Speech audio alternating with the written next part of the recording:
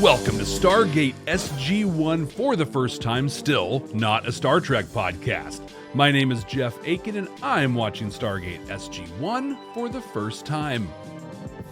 And I'm Brent Delenn and I'm watching Stargate SG1 for the 47th time. Jeff and I are two veteran Star Trek podcasters who joined forces to bring you a little show called Babylon 5 for the first time. And we had such a blast doing that show, we decided to do it right here with Stargate SG1. So we're giving this show the for the first time treatment. For me, since it's my first time and not Brent's, I'm just going to be watching the show, experiencing it as it happens and unfolds, and you get to come along with me on that journey and relive your first time experience. It's really the magic of any kind of a for the first time show, is getting to relive vicariously through you that first experience. However, I am not doing it that way. What I am doing, even though I've seen this show 47 times before, for the first time, I'm going to be watching this show with an eye specifically geared towards what is Stargate trying to teach us. You know, those lessons that hold up a mirror to society, give us hope that things can be better in the future, or just teach us how to be better human beings to one another. Since this is still not a Star Trek podcast, to keep us honest and on track, we play a game called the Rule of Three. The Rule of Three limits us to no more than 3 references to Star Trek per episode. That's it. 3. 1, 2, 3. No substitutions, exchanges, or refund. And when we do make those references, because we will, you're going to hear this sound. But you know, there is also the possibility. Nope, I did this again last week. It is the probability we're going to be making some Babylon 5 references because that's really our current jam over at Babylon 5 for the first time. So when we do that, you're going to hear... Oh, yes. All right, Brent. So last week, I made a prediction about the episode we're about to dive into, Brief Candle. And I'm thinking that prediction was we're going to go to another world and someone's going to fall into a crevasse. Wait, I'm sorry. Was your prediction we're going to go to another world? I'm taking a note from you, right? The king of predictions. The one who will be, right? Hey, in the next episode... Congratulations, right? You got it right. Five points to Jeff. You're going to go to a planet and O'Neill's going to be in the episode. That's my prediction. But I figured they're going to go, someone's going to fall into a crevasse, a cave, a something. Air is going to be a problem, and like brief candle, the candle's burning out. They gotta save them. So we'll find out what it really is here shortly. But before we do that, Brent, why don't you lay some facts on us about this episode?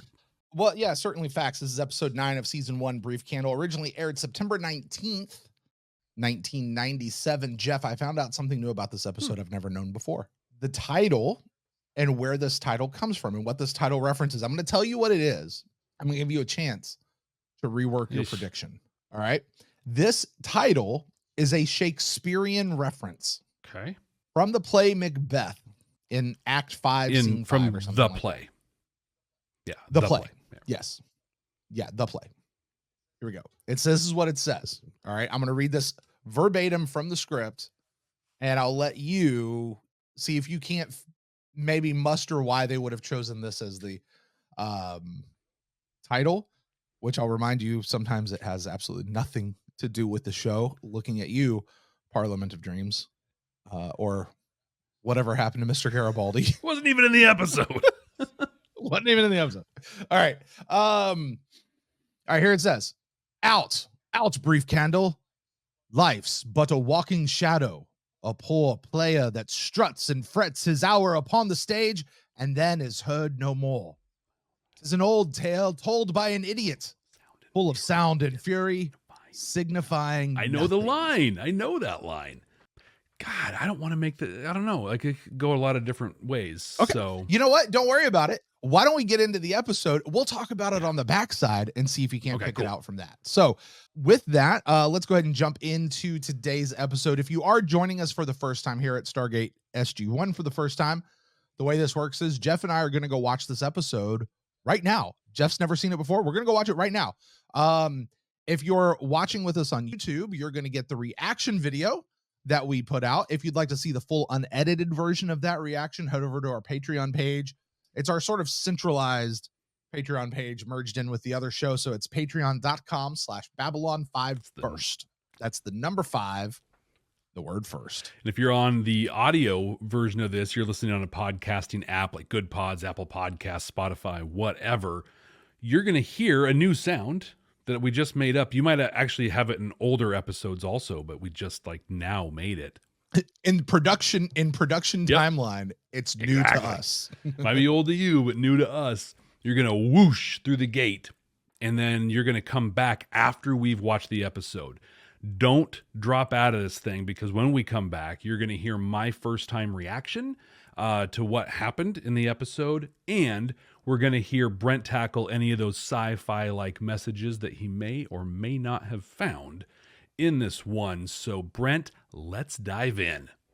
Let their hearts beat as It's one. a Shakespearean title because it's just going to be a Shakespearean play. That's the whole thing. I like that you have this like temple of something or other, and then the gate. Just there. But honestly, like this is like they built it around the gate. It fits. Like it fits better than any other thing we've seen so far. Who might this be, Daniel? Artemis. I'm not Make sure. Maybe early Greek, but I don't recognize the god form.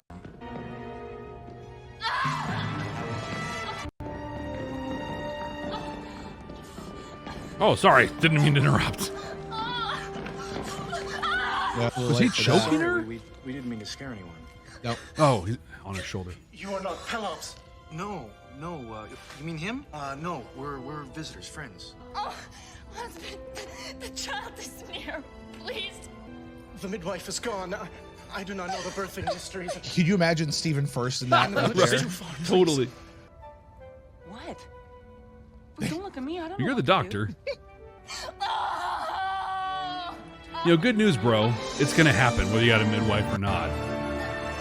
Right. Nature's got a way. So the thing I got out of this so far is go. he said you are not Pelops. Pelops, So that's yep. something. Yeah. And Daniel kind of told you it looks early Greek. We're back to Planet of the Week here, Jeff. And the miss. You know what I mean? It's you've had Mongolian culture. You've had what The else have you had? Minoans. You had the Minoans, which is kind of Greek-ish, kind of not. Now you have Greeks. We had Egyptian kind of. No. You've for sure had the Egyptians. Well, they were. Yeah. I'd say they're Abid. Yeah. I'm beyond them being Egyptian. They're Abydosians. Comes right off, just like a board. Push. Of course, Daniel knows how to birth a baby. I got this. I read a book. Oh, look at that. I like it's the old school, like they're just waiting Yep. out in the waiting room. What is be in the way? It's a boy. Hey, congratulations. Apparently really good news. Strong and bring you honor. Be walking right now. I mean, shouldn't you be resting, Daniel? Shouldn't you? I'm fine. I'm fine. She's got chili in the crock Yeah. pot, man. She's got to You go. all to be the first to see. Birthmark. No one's freaking out. Oh, Birthmark. A tri-point. a tri-point. Will bring him luck. Where do the gods reside? Yeah, Tilk has a keen interest. He's seen Doesn't stuff here everyone no know? one else is. In the sky. Of course. I don't see anyone who looks like they're over 40. Oh, because they're going to do some euthanasia thing. There's the happy thing and then the little dark secret going on over here. Should have some. It is only for you. Oh, well, there you go. Did they just get married? Yes, they did. Yes. Remember that episode? It's the Parliament of Dreams again. That's the second time we brought that up. I was like, I know you eat somebody's food that is offered to you in any of these situations. That means you just got married. I think you have a fan, Colonel. That's the girl that gave Okay. him the food, by the way. He's getting high as a kite right now. Dude, that's Right. some good edibles right there, man. Look at that. Oh, I only have eyes for you. This seriously looks like an early. I was thinking the TOS same episode thing. Like, here. Yeah. this is beat for. Oh, where's she going? Hey, this is a Showtime Right. show, but guys, She's just checking the hem of his pants. Still You filming. know, see if he's a man of virtue or not.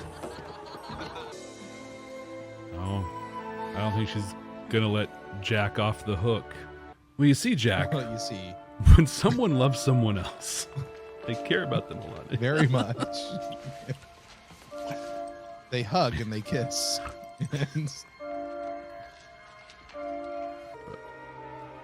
Be nothing more than a deep state of sleep. That was a pre-COVID Yeah, right. Statement. Now, Statement how there. about you? drugged me. You think? From now on, we stick to rations. Like the others. What the hell is going on here?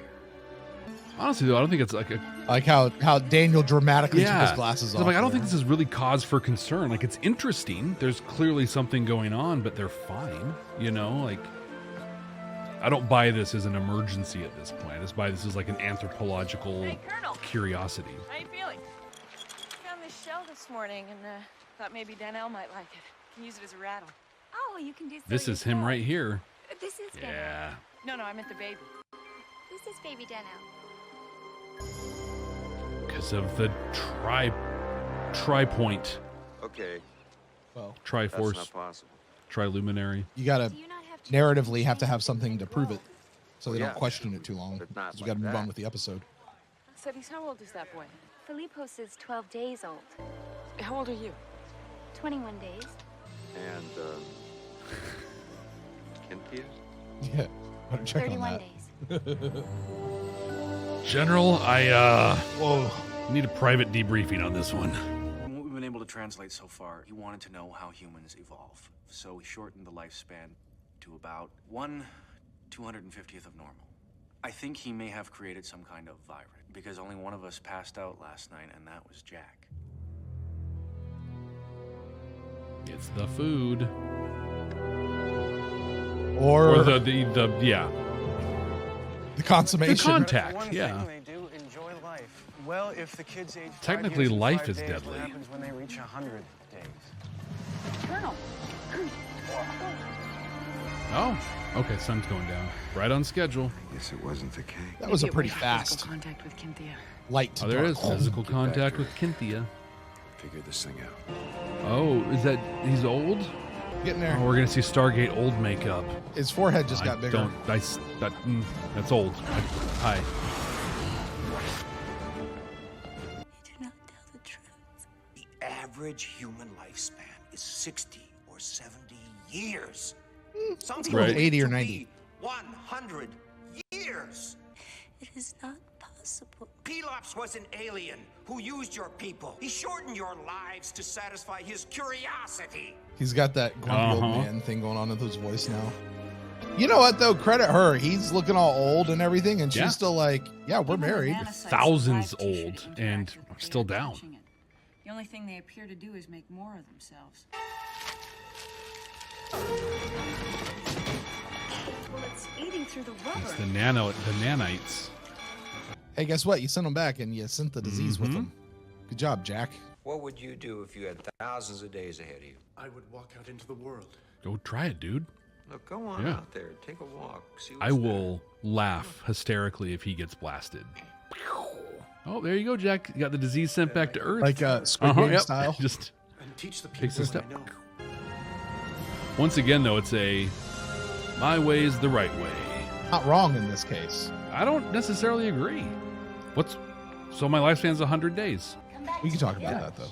Sir, if we destroy the samples, we will have nothing to work from. Sorry, the risk is just too great. The order is final.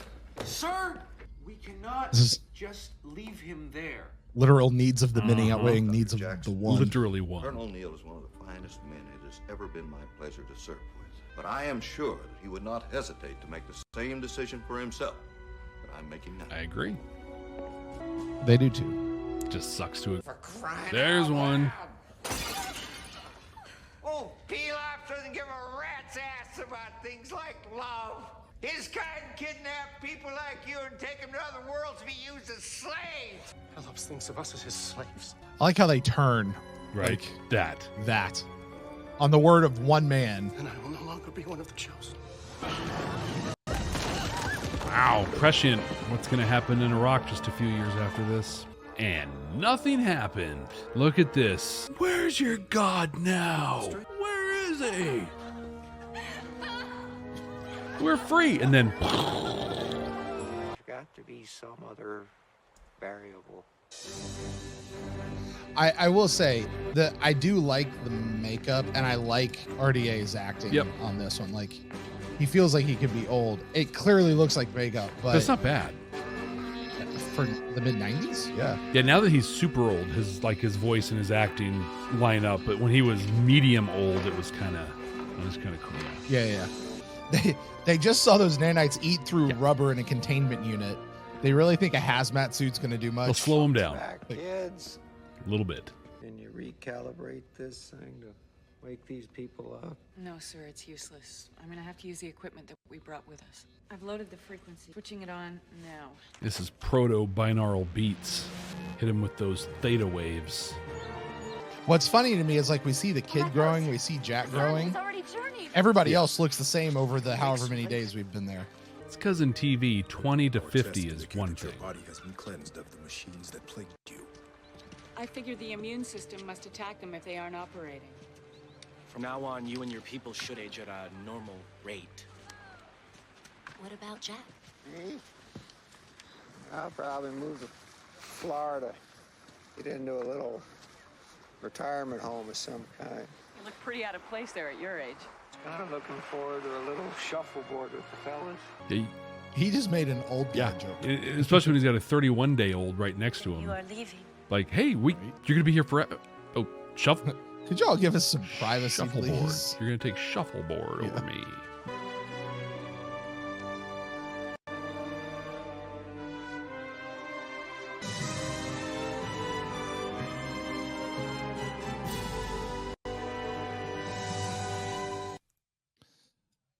All right, Jeff. There you go. That was Brief Candle. What about it? Those nanosite things are pretty slick. Not only do they shorten your lifespan, right, to 100 days, it sounds like, but they make you pretty dang good looking too. So, like, you're going to maximize every single one of those 100 days. It was a fun episode. Like, I enjoyed this. It was cool. You know, RDA went through the aging process here, right? And so we got to see Stargate old makeup, and we got to see him, you know, try and sound more and more like an old guy. And it didn't start well. It was a little rough. You could see like the, you know, where the skull cap was on his receding hairline a little bit. His voice was a little he was trying, but then he got super old, right? Like he was super old guy, looked good. The makeup was really, I mean, it was clearly makeup, but it was well done. His voice was on point. Like he's a good old guy. Like that worked out pretty well. I'm really curious though, if it's a nanite thing, no one else had a beard. And so his hair grew really long, no beard. I wonder if that's a thing because they make him so attractive. They don't grow a beard. And I feel very self-convicted right there. I'm just pretty sure you just said I'm better looking than you. So let's, I'm for kind it. of did.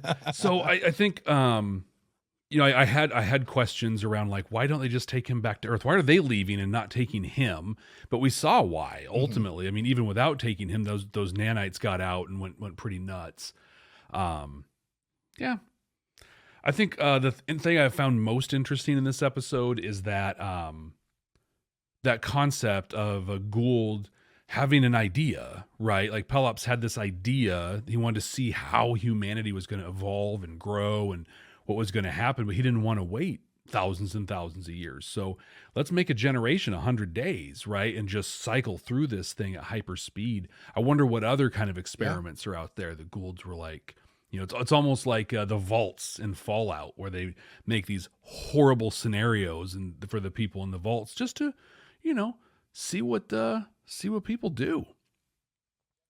Jeff, I want you to take that thought and just file it in the back of your mind. So when we were watching, well, can I pause you there? Yes, because you're talking about Pelops and what his plan was.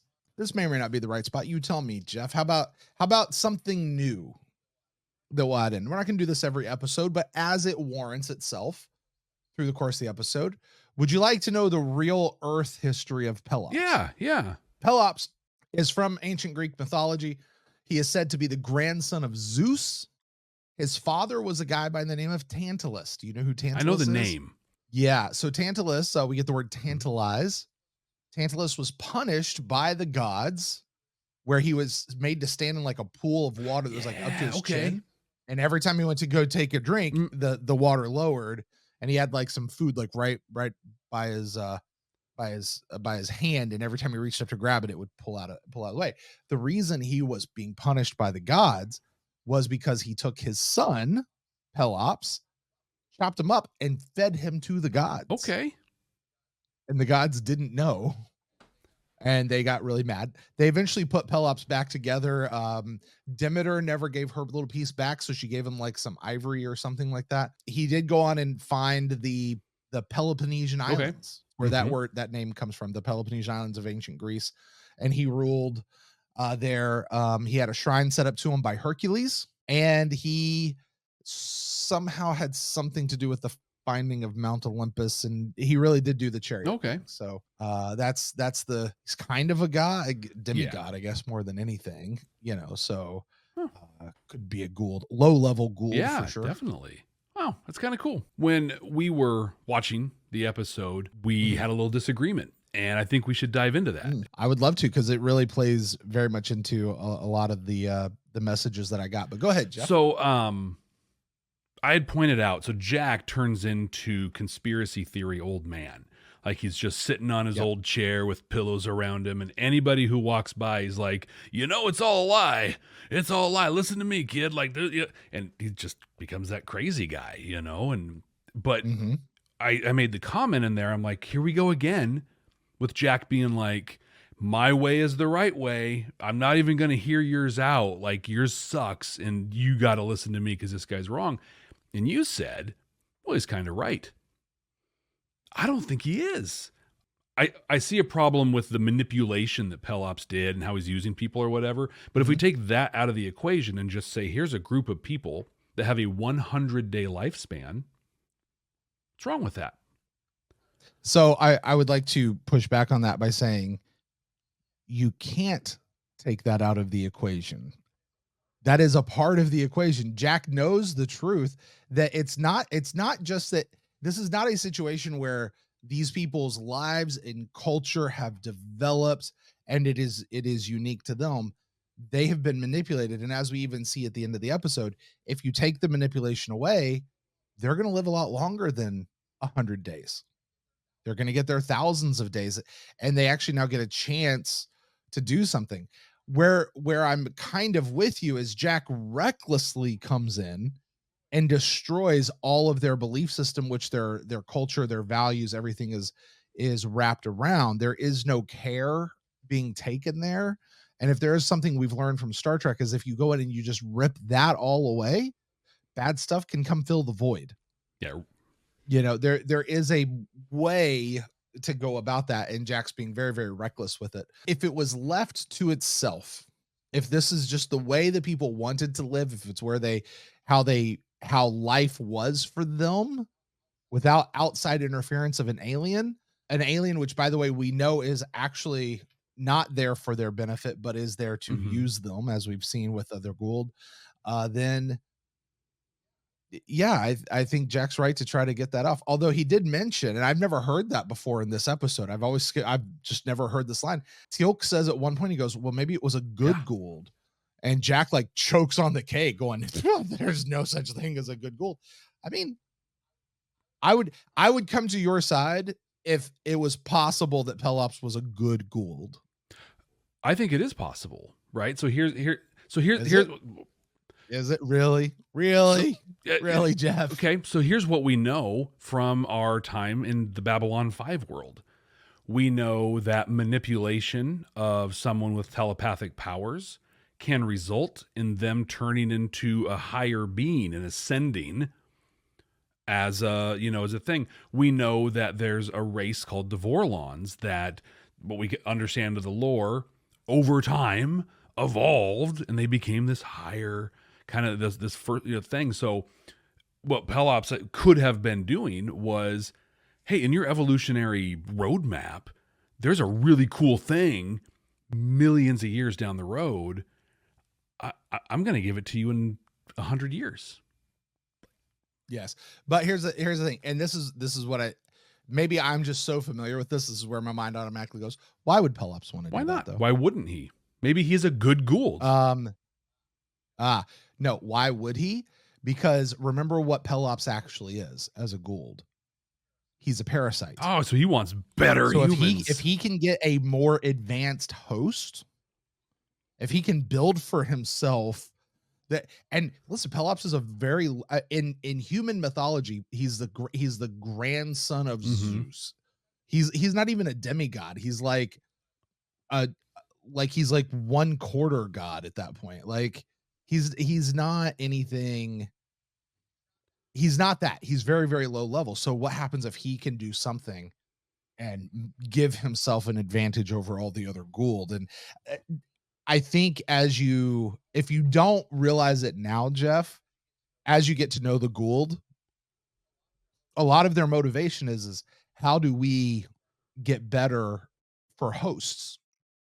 That they'll have no problem shedding this particular body that they have right now if they can get into something better. Feel like they can. Yeah. But again, that may just be my interpretation of knowing the Gould as a whole. Yeah. So. Yeah. Cause like at this point, I mean, Teal'c brings up it might be a good Gould, and I have no reason to think there's not, other than it's a sci-fi show and things tend to be pretty homogenized, as far as like, oh, those are the good guys, those are the bad guys. The idea that Teal'c would even suggest a good Gould, being that false gods and all of that is an intriguing concept that Teal'c would even introduce that idea. So maybe, I don't know, but as a first-time viewer, there were questions there. But I agree that there was manipulation of the people that made this happen. But I feel like there were two ways they could have come at this. There was the anthropological way of, okay, here's what we're dealing with. You got a 100-day life cycle. You got kids. They age super fast, all this kind of stuff. Let's understand that and get it. They talk about how, gosh, you live for thousands of days. So you can learn all these things. And then you can teach those things and pass them on. In a real way, reproduction for humans is our form of immortality, right? Like I can take the things of my life, pass that on to my offspring, who then pass on. And that's not just knowledge, that's in our genetic being, right? Like there are experiences I'm having now today that leave markers on my genetic code. And when I use that with someone else to create a life, those things pass on. So it's how we persist. Same thing can happen if the lifespan's 100 days.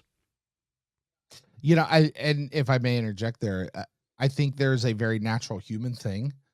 The obsession would be the wrong word, but there is a keen interest and a keen awareness of our ancestry in humanity because of those people who've gone before us. I mean, listen, my great-great-great-great-grandfather, do you know the amount of blood that I still share with him that's running through my veins right now?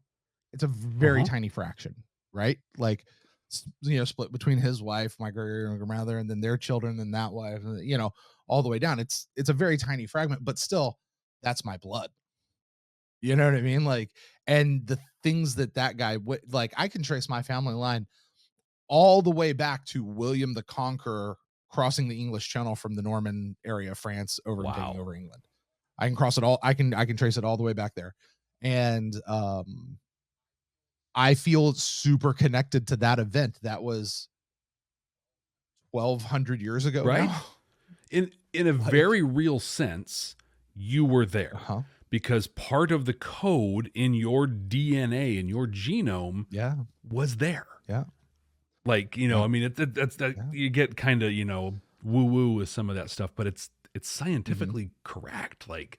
It's how we do things. Well, it's also the Lion King. Yeah.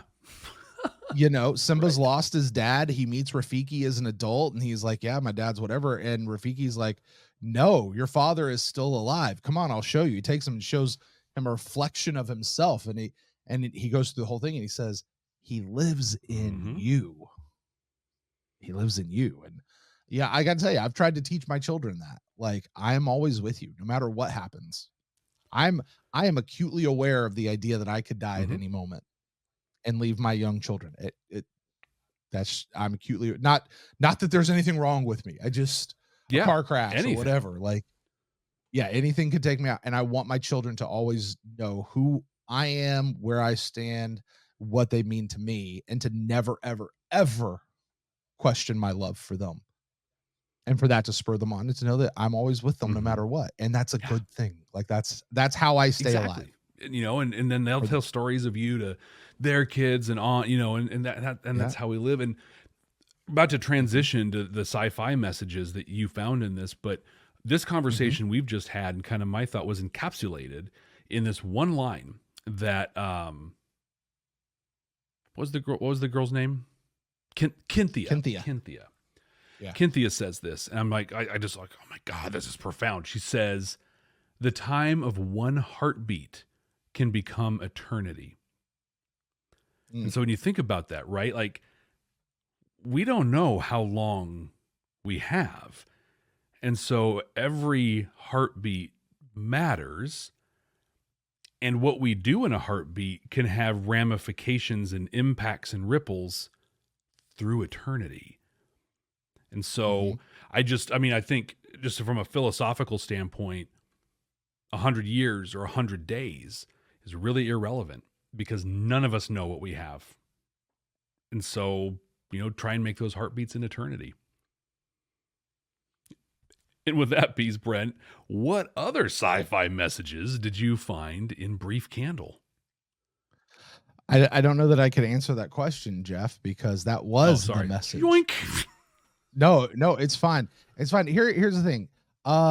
Jeff, if I were to ask you this question, do you know what I mean when I say it? What are you going to do with your dash? I do know that. You taught me this. How are you spending your dash? You told me about this. You did. Have I told you this? Okay. Yeah. So look, here's the deal. You go out to a graveyard, pick a graveyard, any graveyard you like. They all do kind of the same thing. Go and look at every headstone. You'll see 2 dates on there.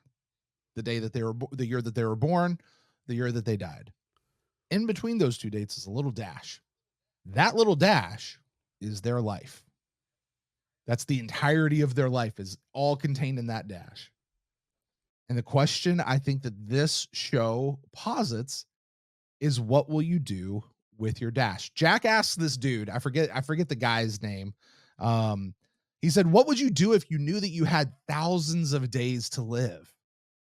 And the guy all of a sudden starts dreaming like, oh my gosh, I would do this and I would leave and I would go explore and see what's out there. But I don't have that many days. He understood 100 days is not a lot. So listen, I'm going to cherish every day here and I'm going to make the most that I can of every day here. But if I had thousands of days, I'm going to go do some stuff with it. And then Cynthia comes by when Jack's being old and just sort of sitting there. Now, granted, Jack's trying to figure out what's going on. He's trying to figure out how to extend his life. But really, he was just being cantankerous and old and ornery and all that stuff. And she says this line to him: you do not spend your life, you waste it. Yeah. Wow. You're not spending your life, you're wasting it. She said, we don't have thousands of days, so we have to treasure every moment. Okay, let's bring this to real life. Real life is short. Treasure every day. Sure, we may have thousands of days. You're never guaranteed tomorrow. You're never guaranteed the next. But even 1,000 days, I said earlier, I have 16,000 days, and I'd like to have another 16,000. 32,000 days. Guess what? That's a limited amount of days. That's a finite amount. There's only so many. Spend your days well. Don't waste your days. So I would say that the message of this episode is spend your dash well.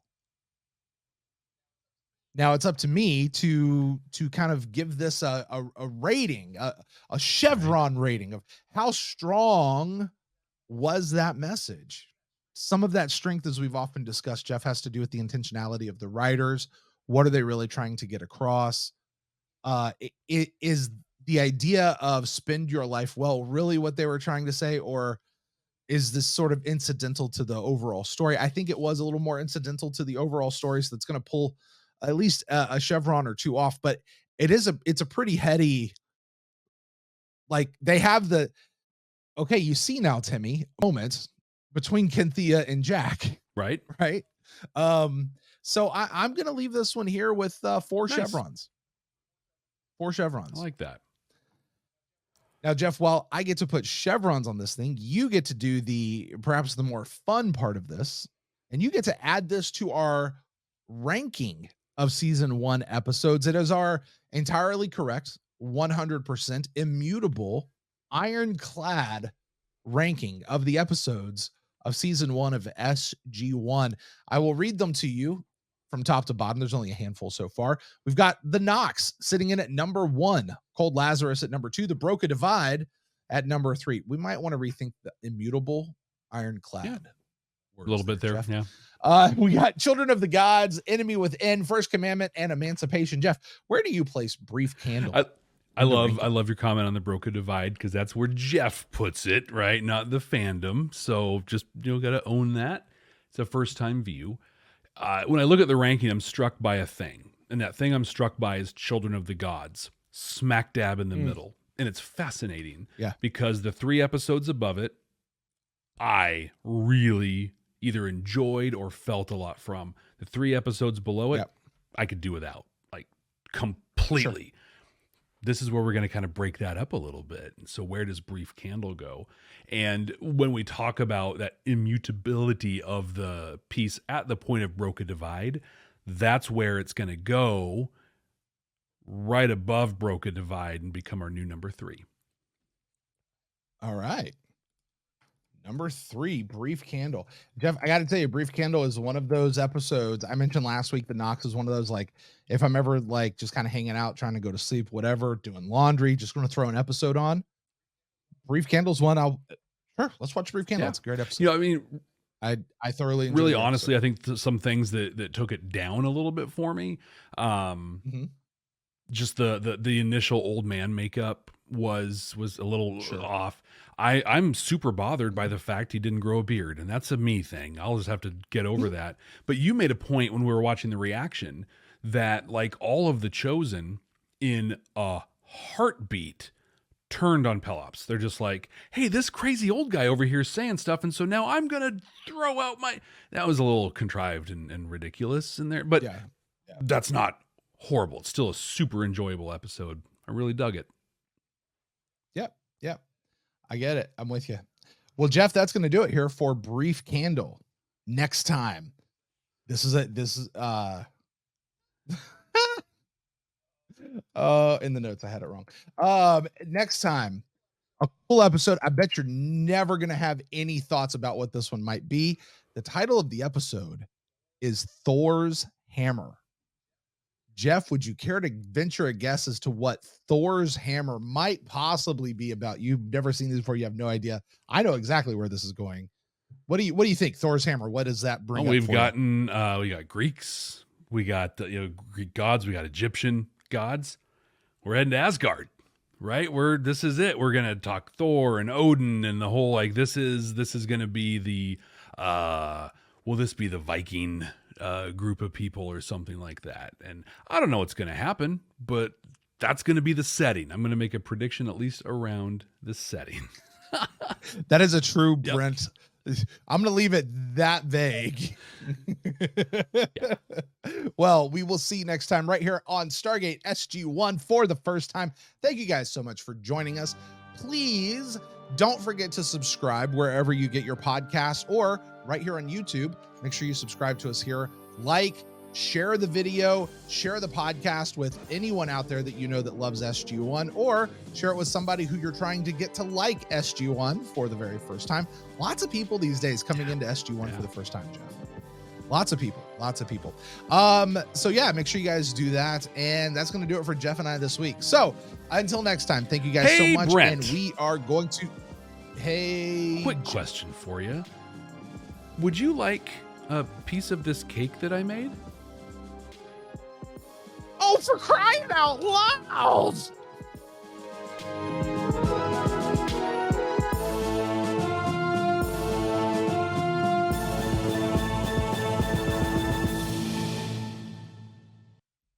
That's good old man crying out loud. I'm not getting married to you. Sorry, dude. Already spoken. Say that now. I'll wake up and Jeff's on my couch one day. What's up, dude? I went ahead and left all my underwear on the floor because I live here now and we're married. So that's how it happens, right? Hey, babe. I don't know how to tell you this, but yeah. Mm.